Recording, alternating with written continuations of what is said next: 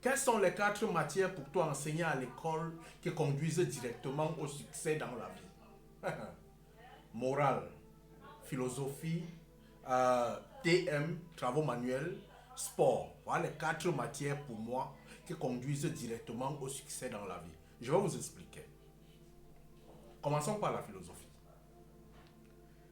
Beaucoup d'enfants fuient énormément la philosophie dans la vie. Mais ce qu'ils ignorent, c'est que depuis la 6e, ils font philosophie. Dans les mathématiques, il y a la philosophie dedans. Dans les sciences, il y a la philosophie dedans. Dans beaucoup de choses que vous faites, la littérature, la lecture, il y a la philosophie dedans. Et la philosophie est la matière qui ramène l'humain à beaucoup de réflexions. Beaucoup d'enfants fuient ça et appellent ça la matière des fous. Parce que c'est la matière qui cultive le sens de la réflexion. Je regrette parfois pourquoi on a mis cette matière, surtout dans le système francophone, seulement en terminale. Mais ceux qui ont pensé ça ont pensé que l'enfant, à la sortie de la terminale, devait commencer à exploiter son cerveau. C'est pour ça qu'on a mis la philosophie, pour qu'il apprenne à réfléchir. Parce que tout ce qu'il a fait dans le système pédagogique était d'enregistrer et de réciter. Pourtant, la philosophie est cette matière qui te dit que ton cerveau est utile. Cogito ergo sum. Remettre en question toute chose qui est en face de toi. On te dit que tu es malade, remets en question si véritablement tu es malade. On te dit que Dieu existe, tu remets en question. On te dit que ceci existe. S'il n'y a pas de philosophie, il n'y a pas de remise en question. Alors la philosophie est cette matière qui t'amène à te poser la question: pourquoi je suis pauvre? Pourquoi je devrais rester pauvre? Pourquoi je devrais demeurer pauvre? Lorsque tu comprends la philosophie, tu comprends la vie. Lorsque tu commences à exploiter en profondeur la philosophie, tu commences à découvrir la vie. Parce que rien ne va plus te surprendre parce que tu connais déjà à quoi te sert ton cerveau. La philosophie est la seule matière qui t'amène à te poser la question: ton conscient, ta conscience et ton inconscient, est-ce que tu réfléchis? Est-ce que tu es un être humain? Est-ce que tu veux vraiment grandir? C'est ça la philosophie. Allons-y en deuxième, la morale. La morale, on l'a enlevé ça dans beaucoup d'écoles primaires.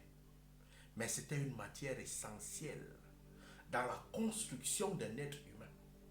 Le savoir-vivre en société, le savoir-vivre avec les amis, ne pas voler, ne pas faire ceci. Il faut respecter les gens, il faut respecter les aînés. Lorsqu'on enseignait la morale, tu quittes de là, tu entres dans un bureau, tu sais te positionner. Tu quittes de là, tu vas en conférence, tu sais parler. Tu quittes de là, tu vas faire ceci, tu sais t'y prendre. Tu lis même les gestes parce qu'on t'enseignait ça dans la morale. Mais on a enlevé la morale à l'école. Lorsqu'on a enlevé la morale à l'école, vous voyez les rues sont sales partout. Vous voyez les enfants, ils jettent la poubelle n'importe où. Vous voyez, c'est comme ça. La vie est devenue tout un brouhaha, un désordre complet. Pourquoi? Parce que la morale n'est plus là pour pouvoir instituer et installer des valeurs en l'être humain. La troisième des choses, le TM, travaux manuels. Vous réussissez toute votre vie là, mais vous ne connaissez pas utiliser vos mains.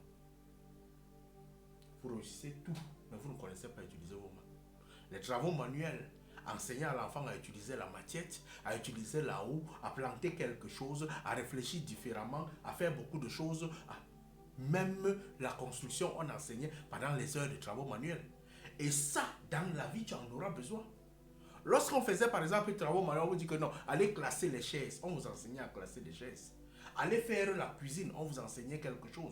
Dans les travaux manuels, qu'est-ce que tes mains peuvent faire? L'école n'avait pas seulement le sens de pouvoir installer quelque chose dans ton cerveau, mais installer quelque chose dans tes mains. Parce que la plupart des succès, surtout en Afrique, ce sont les mains.